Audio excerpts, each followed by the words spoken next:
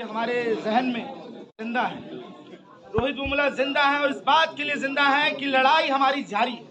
लड़ाई इस बात के लिए जारी है कि इस पूरे कैंपस में, चाहे वो हॉस्टल का सवाल हो, चाहे पानी का सवाल हो, चाहे पूरे कैंपस में किसी तरह की भी डिस्क्रिमिनेशन आती है, तो तमाम छात्र इस कैंपस के, जो भी प्रगतिशील छात्र हैं, जो भी छात्र ये मानते हैं कि तमाम स्टूडेंट बराबरी के साथ इस यूनिवर्सिटी में पढ़ पाए, अगर वो पहुंचते हैं, अगर वो पहुंच पाए यूनिवर्सिटी में, तो उस बात के लिए लड़ते हैं। और इस बात के लिए हम यहाँ से कह रहे हैं कि आज हमारे जहन में सिर्फ इसलिए मार्च गंगा से लेकर चंद्रभागा तक नहीं हुई कि हम सिर्फ शहादत दिवस मनाएं, इसके साथ इस बात का भी ऐलान करें कि हमारे अंदर एक रोष है, हमारे अंदर गुस्सा है, जो इन तमाम जो चक्रव्यूह बना रहे हैं द्रोणाचार्य, जो तमाम तरह की रोक लगा रहे हैं हम पर, चाहे हम दलितों पर, चाहे हम आदिवासियों पर, चाहे हम महिलाओं पर, चाहे किसान के बच्चे पर, चाहे मजदूर के बच्चे पर, कि वो ना आ पाए, उसके लिए संघर्ष है हमारा और उस लड़ाई के लिए हम यहाँ पे मौजूद हुए। आप सभी को मैं शुक्रिया अदा करना चाहूंगा। मेरा नाम धनंजय है और मैं आयशा से बोल रहा हूं आपके बीच में। पूरे देश में इस बात की लड़ाई चल रही है कि कौन पढ़ेगा, विश्वविद्यालय में कौन जाएगा। नए नए नियम आ रहे हैं, नेशनल एजुकेशन पॉलिसी, बहुत खूबसूरत सा नियम आपके सामने आया है। उसके तहत आप देख रहे हैं कि नेशनल एजुकेशन पॉलिसी में एक शब्द है जो आजकल आप सब एग्जाम देकर आए होंगे, मास्टर्स का और पीएचडी का, CUET। CUET के तहत यह है कि तमाम देश के अलग अलग सेंट्रल यूनिवर्सिटी में एक एग्जाम होगा और लोग एक तरह से पहुंचे। लेकिन पिछले बार के जो मास्टर्स का एग्जाम हुआ, जिसमें 37.5% महिलाएं एग्जाम देने पहुंच ही नहीं पाई, 50% आदिवासी पहुंच ही नहीं पाया, तो किस बात का है NEP? इसका सवाल हम यहां से पूछते हैं।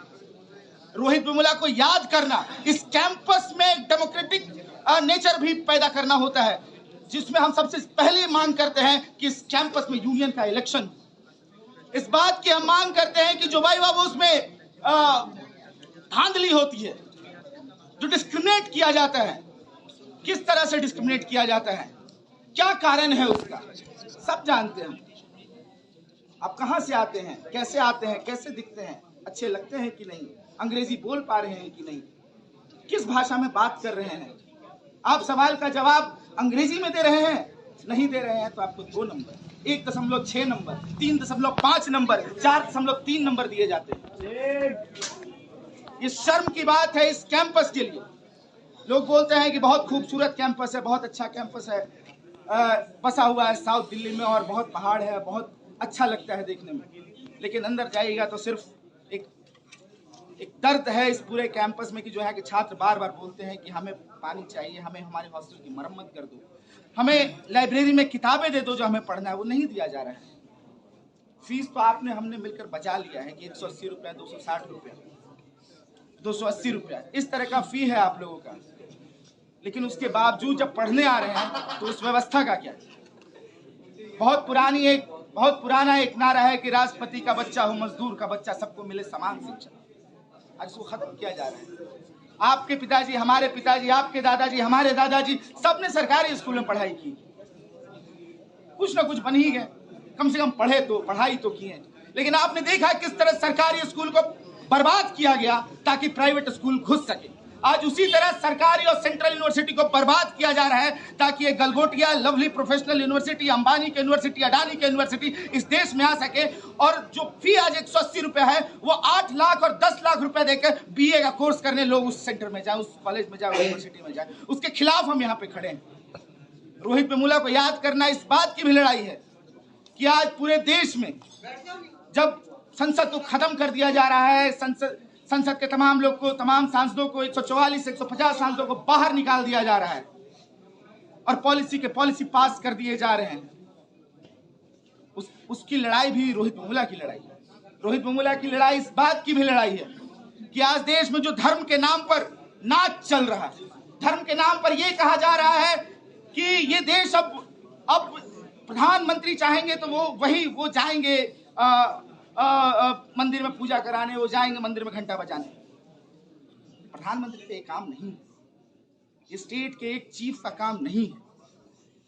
प्रधानमंत्री एक सेकुलर इंडियन स्टेट, एक संविधान कहता है कि इंडियन स्टेट का जो चीफ होगा सेकुलर होगा। आज यूनिवर्सिटी में ही देख लीजिए, तरह तरह की चीजें हो रही हैं, तरह तरह के पूजा पाठ और तमाम। यूनिवर्सिटी इसके लिए नहीं था। यूनिवर्सिटी था कि एक तार्किक सोच पैदा हो, जो रोहित वेमुला की सोच थी।